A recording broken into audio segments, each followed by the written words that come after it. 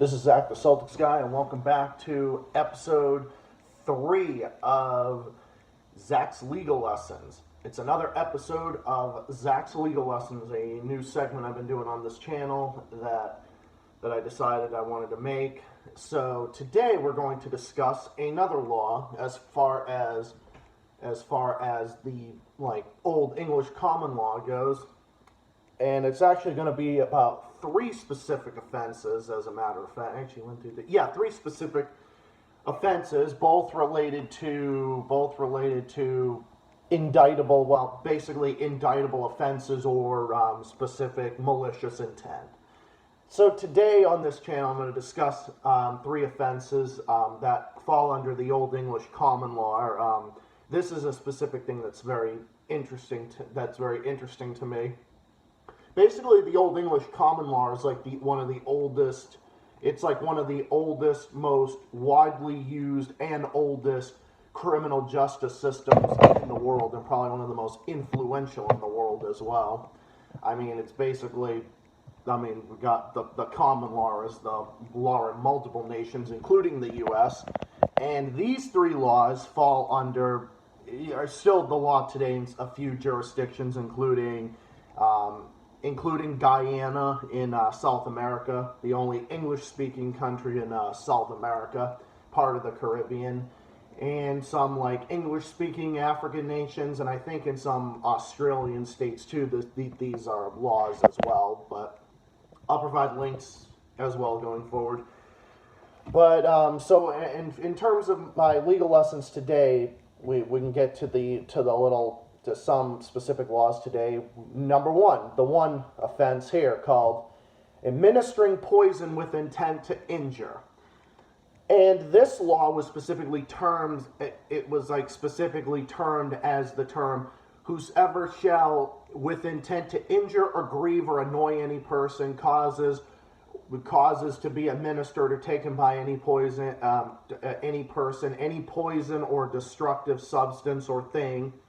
That was basically a misdemeanor that carried 5 years in prison.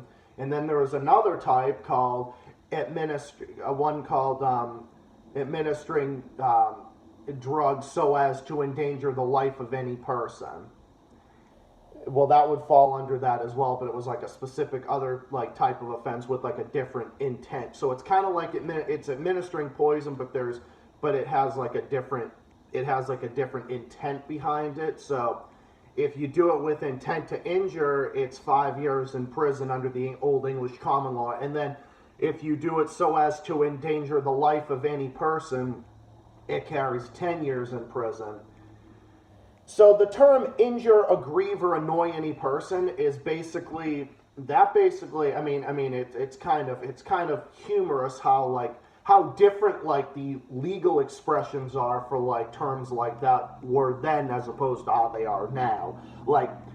Yeah, it would pretty much aggrieve someone if you're administering poison into someone. Yeah, I'm pretty sure many of Bill Cosby's victims, I'm sure they were feeling a little more than aggrieved or annoyed, but that's a whole nother story, but just saying. But anyway, moving further afield. So basically, yeah, injure, aggrieve, or annoy. Basically, aggrieve means you're causing, it's just basically the Old English common law way of saying aggrieving, you're causing harm to that person. Annoying any person by it means it would annoy, upset, or cause alarm to any person.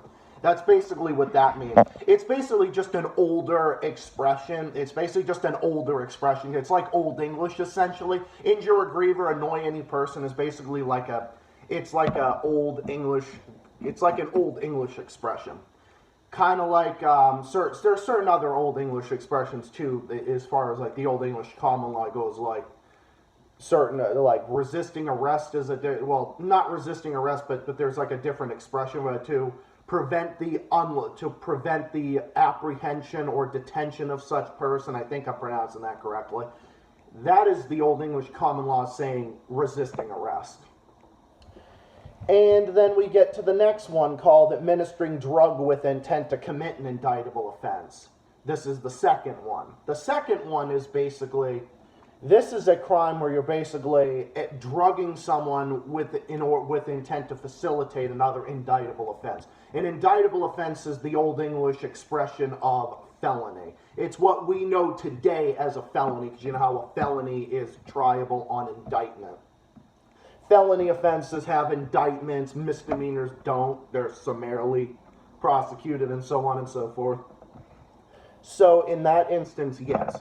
So the expression administering drug with intent to commit an indictable offense or to facilitate the flight of the person, that means, or that could mean that they're doing that with intent to escape from another offense, because facilitating the flight means that you are like escaping from some other offense, or like you're committing or attempting to commit some other felony offense, indictable offense, and you are facilitating the flight thereafter, meaning like you were doing that and then escaping. So that would mean like you're basically drugging someone with, it would fall under, administering drug with intent to commit an indictable offense basically falls under, it basically falls under what they would term as like drugging someone with like chloroform. Not even like poison, but like chloroform, or like any noxious or destructive thing, or like destructive thing. It basically is just the Old English common law way of saying you're basically drugging someone with chloroform. And under the Old English common law and in many of the Anglo-Saxon nations today, the penalty for that is what they term imprisonment for life. And I think it's pretty obvious that it would be imprisonment for life, and I think it should be, but the other ones, like administering poison with intent to injure or administering noxious things so as to endanger the life of any person, carries 10 years in prison, well, a maximum of 5 years and 10 years respectively. I think they all should carry life. If you're poisoning someone or you're drugging someone, yeah, you should get a very hefty sentence, and I would say life would not be, especially for administering drug with intent to commit an indictable offense. I think that should definitely carry life in prison, for sure. I definitely would think that. So there's certain other ones like that. And then there's the other one, and then now we get to this one. So yeah, what do I think of those offenses? I think they're grievous offenses. I think they're horrible offenses, and they deserve to be punished very severely. And yes, I would include life for those offenses. I agree with the Old English common law and the laws of Guyana and elsewhere as far as those laws go. So anyway, the next one, the third one that I was going to discuss today, disabling with intent to commit an indictable offense. Now we know, now like the expression disable someone, basically, now we would think that that would mean like, oh, you are basically like, disabling means like what? Like you're crippling someone, like you're causing a crippling injury or something. Now a lot of times that would fall under the legal term of mayhem, which is like a crime of maiming or mutilating someone. I've actually discussed that offense on this channel before, as far as like news and other legal talks go on this channel. Not this specific segment, but mayhem I'll discuss in further detail in another video, in another episode. But in this episode today, as far as disabling with intent to commit an indictable offense, that means that's the Old English common law way of saying choking, suffocating, or strangulating someone with intent to commit an indictable offense or to facilitate the flight of such person from that, or by any violent means whatsoever renders or attempts to render or cause any person to be unconscious, insensible, or incapable of resistance. That would basically mean that that could even fall under drugging someone so that they're unconscious. That could mean like there are certain things like that. It basically would just mean you choke someone, and you choke someone in any way and they're unconscious and they can't, incapable of reacting, incapable of escaping, basically. Incapable of resisting the perpetrator is basically what that means. So disabling with intent to commit an indictable offense is the Old English common law way of saying you're basically choking or suffocating or strangulating someone. It's basically like attempted murder just by doing this. The penalty for that is imprisonment for life under the Old English common law, and in Guyana and in the other Anglo-Saxon nations I've studied these laws on as far as that goes. But yeah, that's what the penalties for that is. And in Guyana, they still use judicial corporal punishment of what they term whipping or flogging, and that's what the penalty is for that. So So yeah, these are heinous offenses. Administering poison with intent to injure or so as to endanger the life of any person. Again, that's a separate offense, but they have different intent requirements depending on the circumstances surrounding those offenses. Administering poison or administering drug with intent to commit an indictable offense or disabling with intent to commit an indictable offense. Yeah, they're all serious and heinous offenses. They are terrible offenses. And anybody who does these offenses, it's obvious that they have a complete and utter depraved and heinous disregard for the safety of innocent human life. And yeah, the penalty should be life. I would agree with that, because basically you're giving the victim a life sentence, so therefore the same should follow for you. It's called an eye for a reason. So yeah, these offenses are all particularly very serious, and these are ones that I've done a lot of research on for quite some time, and I thought I would discuss it today. So that is part of today's episode of Zach's Legal Lessons.